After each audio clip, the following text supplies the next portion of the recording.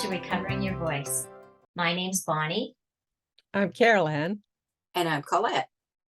Today, we want to give voice to people who face food scarcity. What is food scarcity? That is a person who does not know where their next meal is coming from and how they're going to get it. Anyone that faces that is facing food scarcity. You may be shocked by some of the statistics that we are going to share today happening here, right here in our own community, in our own province, and in Canada. What does a person who uses a food bank or faces food scarcity look like? You may be surprised that one of us has faced that. And today we're going to hear her story. We welcome Collette to Recovering Your Voice. Our story begins when Danielle and I got married. If you've ever listened to any previous podcasts, you will realize that I met Danielle at an agricultural college. So we had 2 diplomas for agricultural college in the north to do farming. And obviously there wasn't a lot of job demand on that. However, later on, it was really comforting to fill in college diploma to get us other doors open. And we realized that value, because our tuition was paid. And that was a big drawing for us too, is because financially things were tight. So we went and we graduated, and Danielle and I met there and got engaged. When we got married after, Danielle was working as a driver's ed instructor. It was either feast or famine, because in the summer I never saw him. In the winter, there was very few people wanting to learn how to drive in the winter. So we were making ends meet, but our son had life-threatening asthma, that he would be in and out of the hospital, and he would be on a compressor 4 times a day. And quite frankly, we couldn't afford the medical. So we approached, went to social assistance and asked for help, wanting the medical to be covered. And unbeknownst to us, once we filled it out, all of a sudden we also had a check in the mail. Apparently the government thought we were living under poverty line. So we also had a check in the mail, which was like fantastic because we could buy healthier food. You do what you can, you fill the bellies, but you could buy healthier food.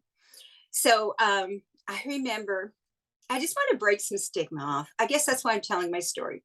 Because I remember when I went to the bank to deposit that check, and the teller, I said to her, "It's in Danielle's name, but I just want to deposit it. Is that okay?" And she said, "Yeah, but I don't know why he's not here. It's not like he's working." And you got to realize, guys, I really wasn't as boisterous as I am now. So what triggered me was the love of my husband and the respect and pride of my husband, because I wouldn't have said boo if they had said it about me, but don't mess with Danielle. So I looked and I said, "Do you know what the STEP program is?" And she said, "No." I said, "No, you don't, because you're not understanding this. What the STEP program is that my husband works at least a minimum of 40 hours a week, if not more. And even with cleaning rugs, he was working 40 and more hours a week. It's minimum wage. The government says that they're topping it up." I said, "So he's not here because he's at work." And she said, "I didn't realize that." She hadn't heard my story. And I said, "Well, now that you've heard our story, maybe listen to other stories coming across this." Because I could have walked away with such shaming on me and such damage, but I didn't.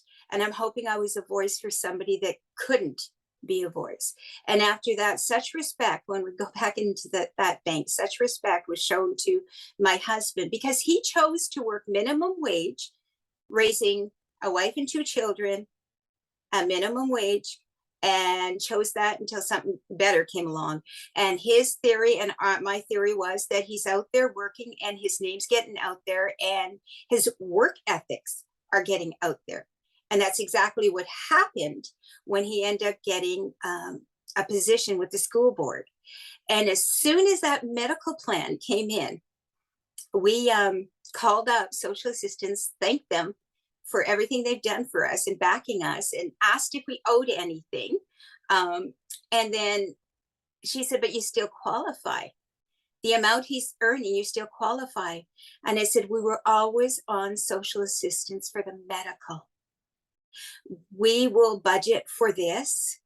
We lost, I think, $200 or $300 a month, but it was like, we needed the medical. Everybody has a different story for different needs for social assistance. You can't assume you know what all the needs are.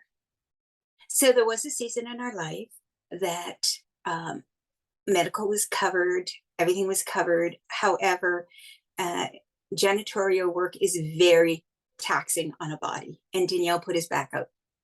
And we didn't have a cushion of money to float us. And as everybody knows, you know, when you apply for UI, you usually get it the day you go back to work.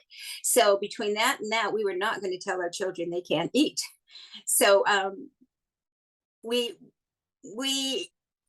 went to the food bank. I actually knew somebody that volunteered at the food bank, and I called and I said, do we qualify? And they went, absolutely, come on in. So we did go to the food bank, and they were very, very good. We went through a system that, you know, they ask, what would you like, tea or coffee? And they check things off, and it's like, and then you go and they pack it in the back, and then you pick it up, and just delightful people there, delightful people. And it was such a gift at the time that we needed it the most. And there's a reason why it's called Good Neighbors, because they really do what they say. They're very good neighbors. So we went and we received food from them and help from them. But most of all, we received our dignity back, because it is a struggle. It is a struggle to, because there's a stigma. Let's be honest. Let's put it out there, guys. There is a stigma with the food bank, which is a shame. Because years later, Danielle and I volunteered at the food bank, and I got to hear other people's stories and amazing stories. One lady was back in college and having to give up her job to, you know, advance her career because she just couldn't make ends meet. And in that season, she needed the food bank. We used to do tours, and we were doing a tour, and we ended up sharing the food bank with the EMS drivers. When we weren't there, they had a special room, and that's where they would wait for the calls. And one time they were helping us unload stuff, which was really sweet of them. They used to help us unload sometime, and they helped us unload. And one lady came up to me after, one EMS worker came up to me after and said, I had no idea. I had no idea. I admit I had prejudice about food bank. I just saw a wonderful young lady I know who is back in school trying to earn her diploma, and things are tough. That just changed my look on food bank. And I really believe we need to come close to other people, to get to know them, to understand their stories behind the food bank, or be a part of a solution. I also remember a time when things were tight, you know, and somebody had given us a box of food. And the first thing I did was, like, I was thankful, but it was like such a stigma. That's the only way I can call it, guys, stigma attached to it, because pride, yeah, maybe pride, such pride. And I remember when I unloaded, she had put in that box a little compact of lip gloss makeup. And as Pollyanna said on the movie, oh, it's not a handout. Just look at it as a gift among friends. And when I found that in the box, it changed the way I received it. And I believe if we are going to help, we better have a heart posture of loving, caring, listening to stories, but a heart posture of no judgment, no judgment, because she made it into a gift to me and broke the stigma off of me. And I can tell you, I was in a place that was, not feeling the best about myself. And I cannot tell you how much that gave back my dignity of when she did that. When I found that lip gloss in there, it gave me like her heart was involved, not just her pocketbook, but her heart was involved. And that mattered to me. Let's give some statistics on the use of food banks. According to Statistic Canada, 1 in 8 people are food insecure in Canada. There's 3 of us here right now. Imagine just 8 people. 1 in every one of those 8 people are food insecure in Canada. According to the Hungercount report, that means that over 840,000 Canadians seek help from a food bank every month. Now that 840,000 people, to imagine that is more than the entire population of New Brunswick. Staggering. 7% of those clients that use a food bank own their own home. 12% are refugees or immigrants.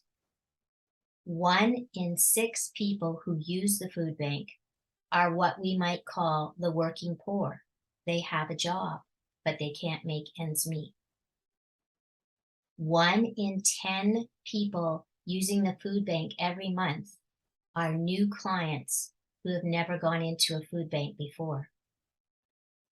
According to the Who's Hungry report, 1 in 4 food bank clients have either a college, a university, or higher degree.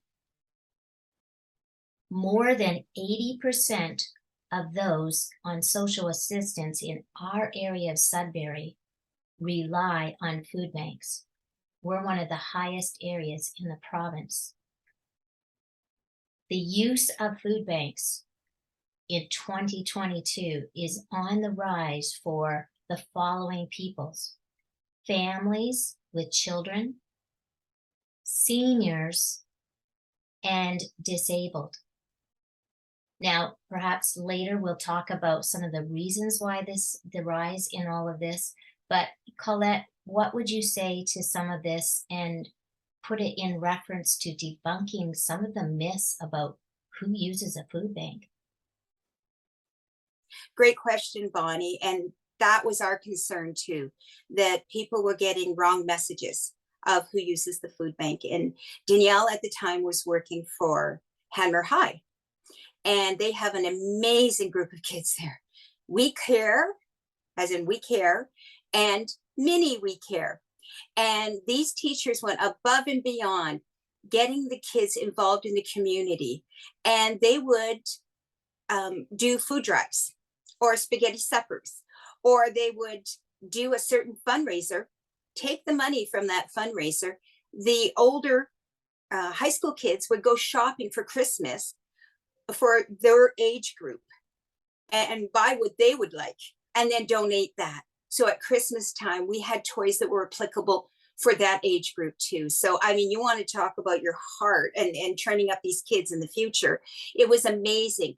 So as they were going through the food bank and getting to know what the food bank was, we were starting to see that there was some myths that needed to be debunked for all of us. So Danielle and I did kind of like a program that what we did is asked who uses the food bank. Do you know who uses the food bank? And we got all kinds of answers back from, one of them said my grandmother. And I said, good, I'm glad she is. I'm glad she's utilizing it. Others were, things like the poor or people that don't have a home, or other ways of saying it would be like, we did get, my dad says that they spend all their money on drugs and booze and cigarettes, so they don't have enough money at the end of the month. So we did this program, and the program was that we would stand before them and say, who uses a food bank? And listen to what they said, and then say, look up here, because Mr. Caza and Mrs. Caza has used the food bank. And then I would share the story about Danielle's back going out and then carrying us through. Then I would say, who can I trust with this question, sealed question that we're going to answer at the end of this?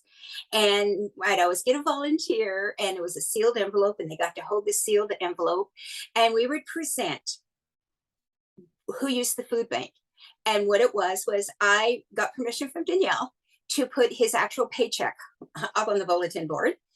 And it ended up, it was pretty close that it was either Danielle working, one person working at Danielle's cost, or two people working at minimum wage would have been bringing in what Danielle brought in. So I said, both parents could be minimum wage, bringing what Mr. Caza is bringing in.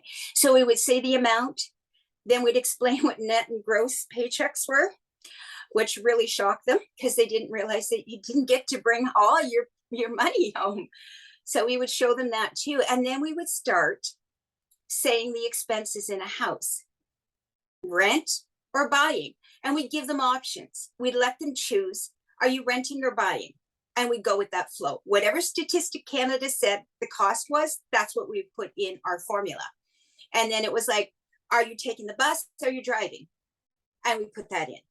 Heat, hydro, everything like that. Are you having extracurricular activities, skating, hockey, whatever? We'd put that in.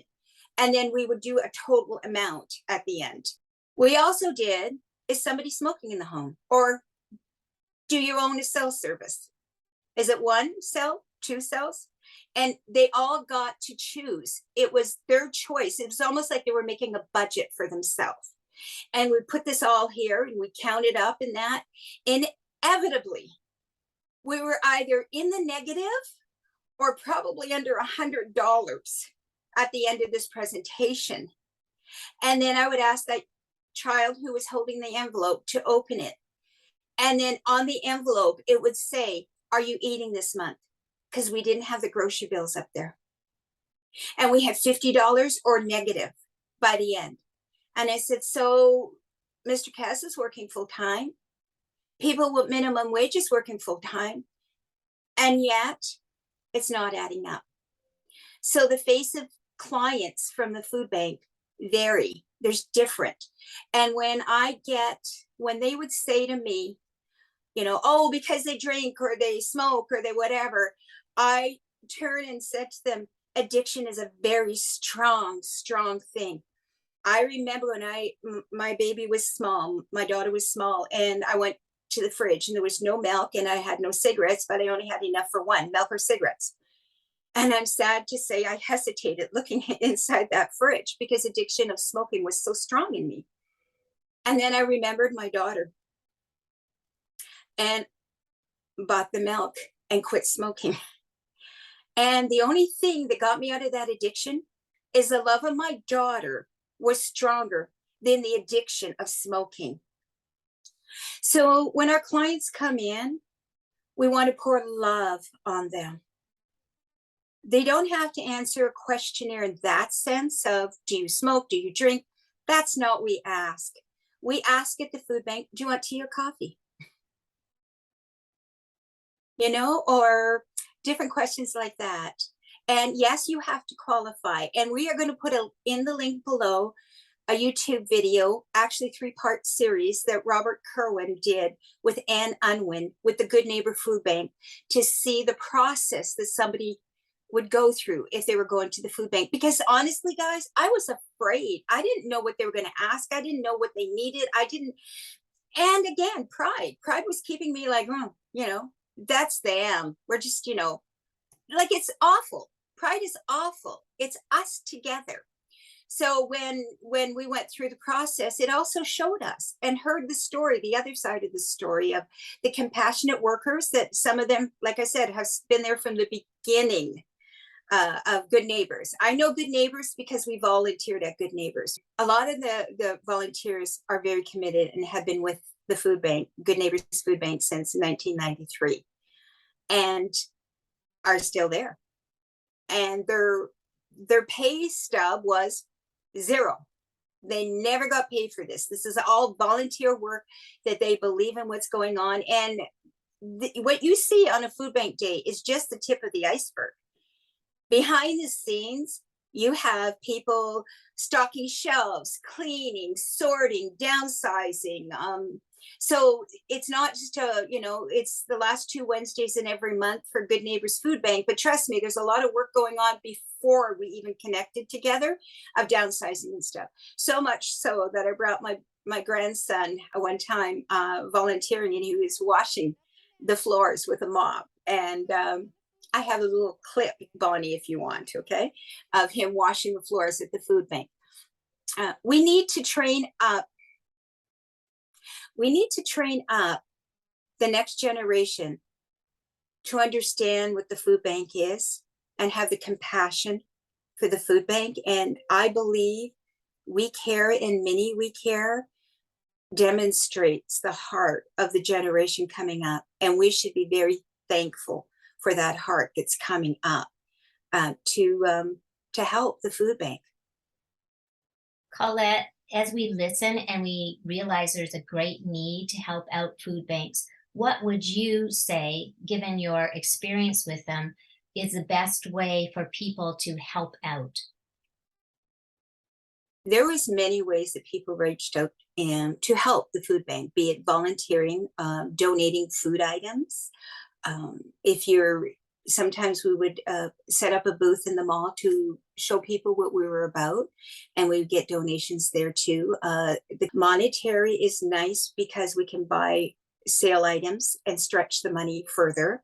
It also is easy to unpack because when we used to have to do all the groceries for the clients, and that's quite a bit of work even to do all the groceries for the clients. So if it's monetary, we know what we're dealing with. We know what we have to spend. The schools are so amazing for the children to just take pride in doing something for the food bank. And trust me, they did. Their little faces would just shine when they bring in their collection of food.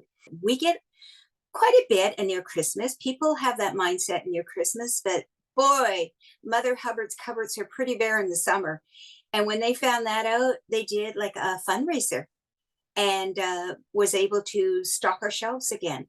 So be mindful of the seasons, yes, but be mindful that when everybody's out enjoying their vacations in the summertime, the cupboards do get bare. So there's times that the need is greater. So, and also people have done like We Care had did like a spaghetti supper as a fundraiser, or car washes, or whatever they may have done, and they would donate or do actual entrance fee was a can of food. And then we get all these cans of food. And there's so many schools that have touched the local food banks and through food drives and volunteering to work at the food bank. There's so many jobs that need to be done. I when I first started working at the food bank, I downsized. We'd buy the big things of rice because it was such a better price, and we would downsize into smaller packages and then put that on the shelf and hand it out. There's so many jobs: unloading the groceries, doing groceries for the food bank. Can you imagine having to do groceries for the average would be like sometimes 30-40 people came through there, depending of what the need was, what season we were in. The amounts could vary of who came into the food bank and how many clients. We never knew in advance how many people, how many clients would be coming in that day. We are going to put a link in below for all the food banks in our local area, so that you can have access to the information.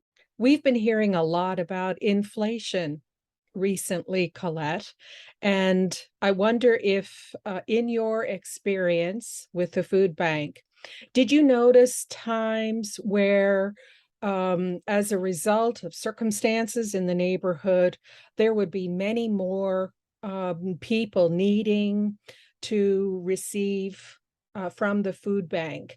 And we're expecting, at least we've been reading in the news, that our hydro bills will likely be going up dramatically. We've seen the gas prices increasing dramatically. So I expect that people are going to, if they think about what you said about the envelope with the kids, that when they take out what's left over, it will be in the negative for so many more people. What have you experienced at the food bank as far as fluctuations, seeing more people come at different times? And do you expect that this is what's going to be happening over the next number of months? Yes, absolutely, that the demand is higher. Now, we were very fortunate in the region we're in because Frugal's, a store that is in this area, a discount store, you can buy stuff, but they also did free giveaways. They gave away food, and that certainly carried through the pandemic times and still carries. Now, you got to understand, all of this is 100% donations that they would do to. This was not a government program. Frugal's just felt the need to meet the demands because it was extremely busy during the pandemic, because obviously a lot of us could not work. So yeah, there was demands on that. Example, Carol Ann, when I did the lesson for the children, I had to use Statistics Canada 2013 statistics at the time when I did it, although we were there like 2015, 16. So, and we couldn't make it meet between 2013 and we were having prices of 2016. The need would have been less in 2013. So I shudder to think how negative we would have been in if we were comparing both the same years at the time. But interesting, as I was regrouping my information to do this YouTube video, I noticed something very interesting. And Danielle's paycheck had went from that amount of time up like $6 an hour, and you're thinking, wahoo. However, his job description also changed in that. Instead of a cleaner, he became the custodian, which is a higher paid job. So technically in 6 years, 67 years, his paycheck went up $3 an hour. Now, we all know that inflation is a lot. It's like a runaway train. It is a runaway train that we're seeing the cost of everything being so high now. Danielle and I really enjoyed that part of the food bank, of educating the children, and the teachers really enjoyed that part too, of their students seeing the other side of the story. And she would say, oh my gosh, you should have saw them on the bus sharing, ta-da. In 2016, Good Neighbours Food Bank was required to change locations, and the new location wasn't equipped for tours. And like that lipstick in the bottom of my gift from a friend of food, I felt like what Danielle and I were doing was putting a gift in using the food bank. So when we switched in 2016, I had the toughest job of canceling 3 tours and disappointing the teachers and the children that were looking forward to these tours.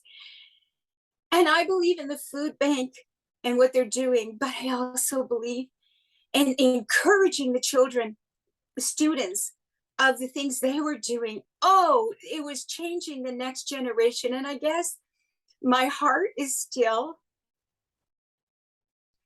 it was not just feeding our physical, it was feeding the emotional needs of the people coming in. Because you should have saw the clients when we would share how all this food came in wrapped in love through the students.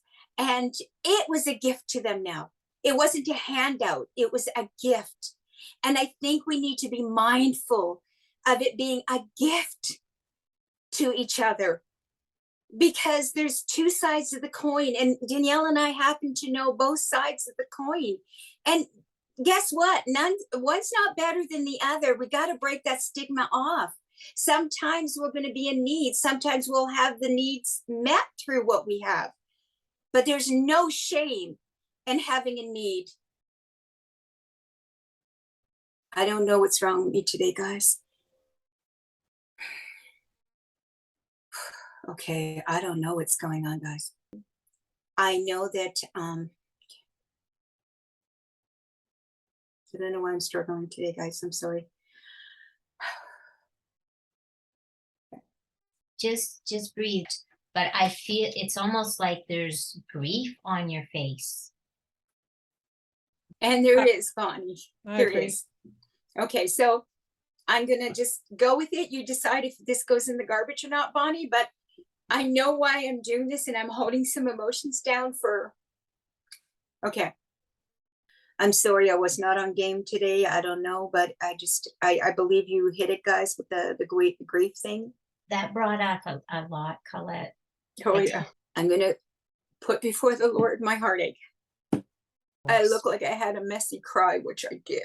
That's okay. Okay.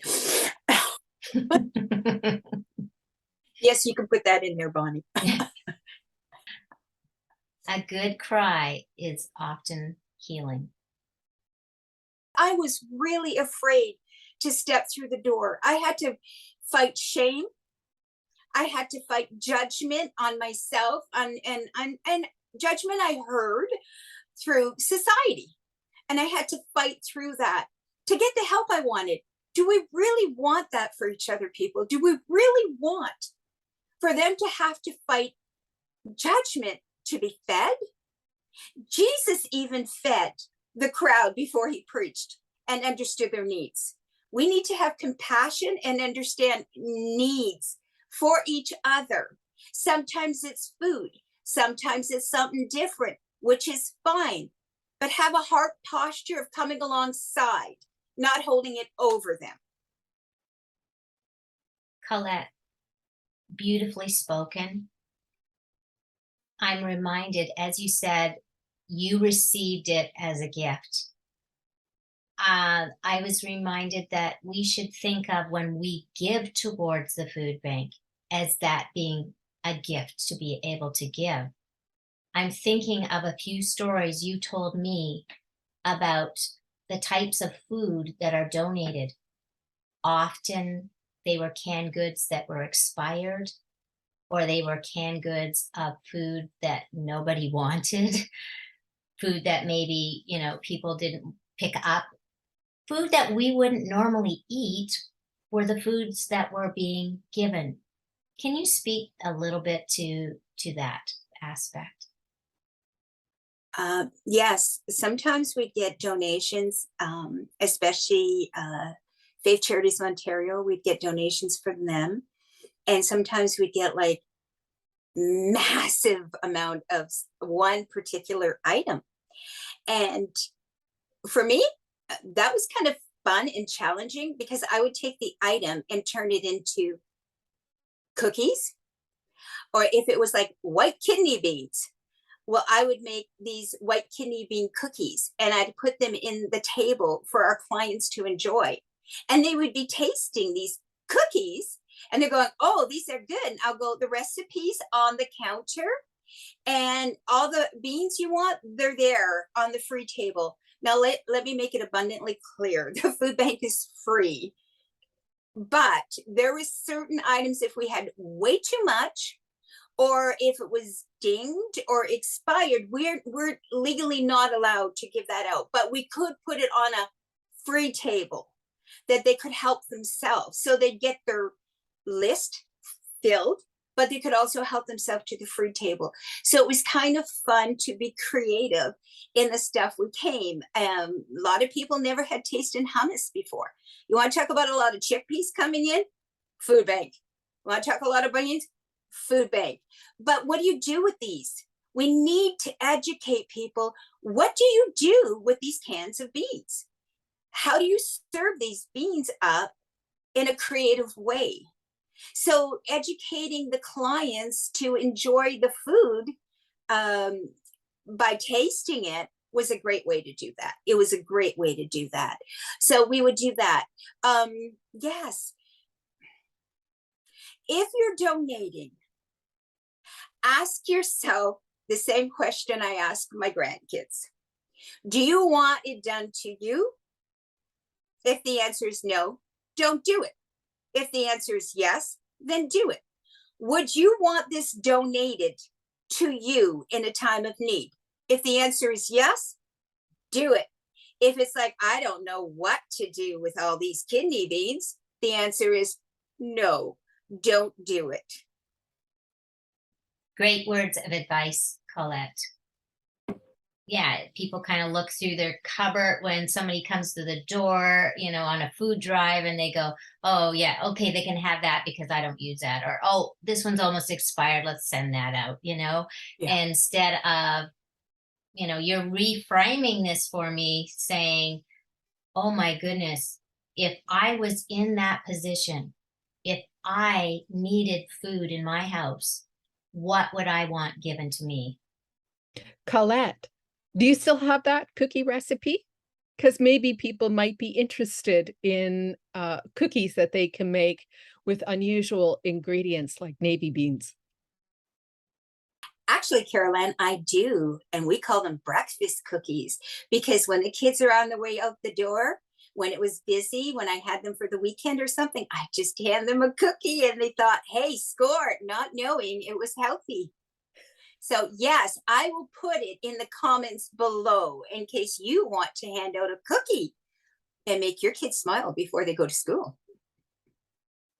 I also have a great recipe for using black beans and turning them into brownies.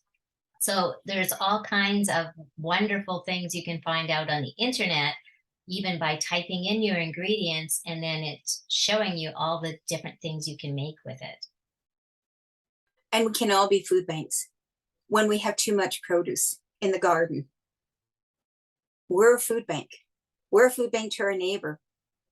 The single mom that's struggling, we're a food bank. You have extra zucchinis, tomatoes, cucumbers, make it a gift. Make it a gift. Do me a favor. If I serve my husband zucchini one more time, no telling what will happen. Could you take some of this zucchini from me, please? Be a food bank. I love that. Collette, what would you say to people who are living in a community that might not have a food bank?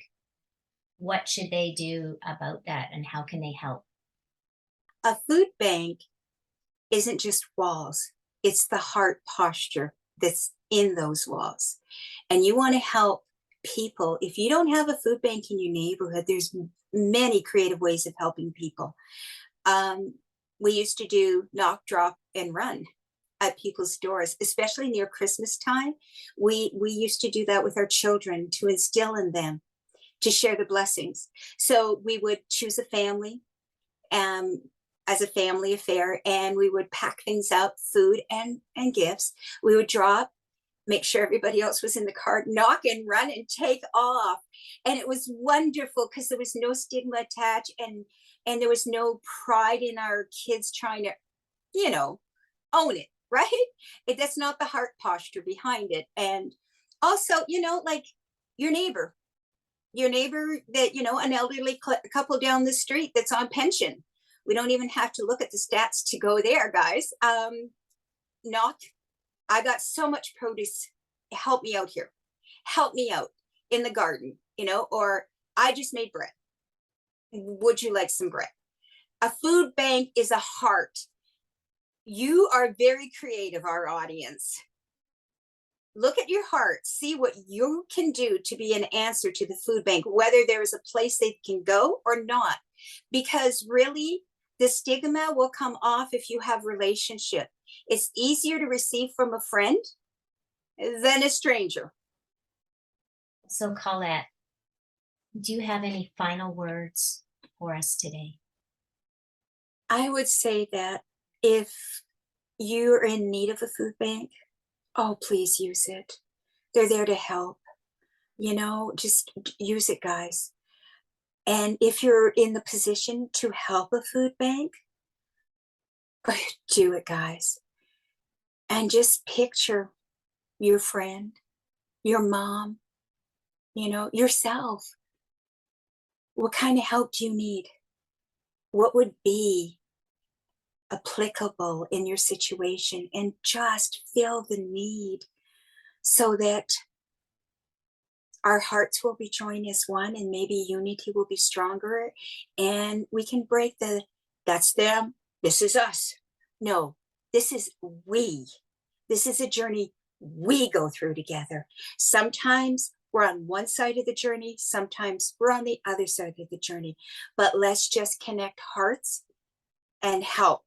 Judgments left at the door. Thank you for this timely information on food banks. More than ever, the climate right now is one of need. And coming here in Canada, we're facing, it's fall today, and soon winter will be coming. So this is very, very important as we head into that winter season and the cost of heating and all those things go up. So thank you.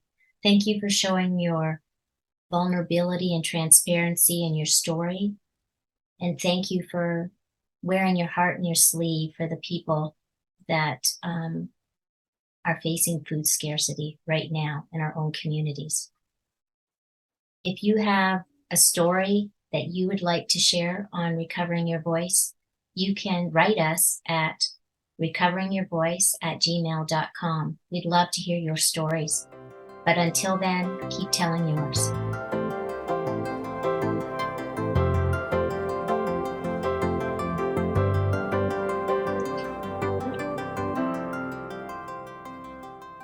Oh my goodness.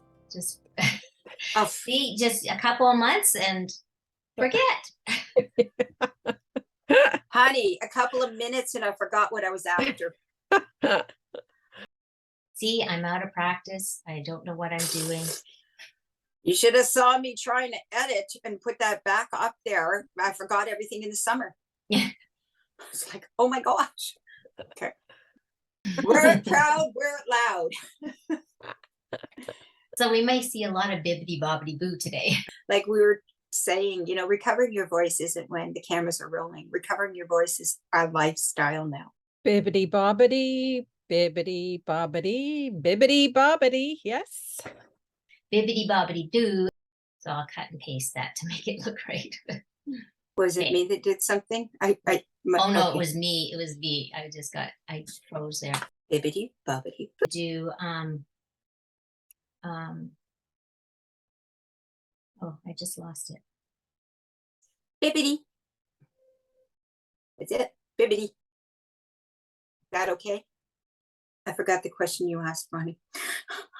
Hey, honey, I seem fine too, but hey, look at me. Bibbidi bobbidi boo, bibbidi bobbidi boo.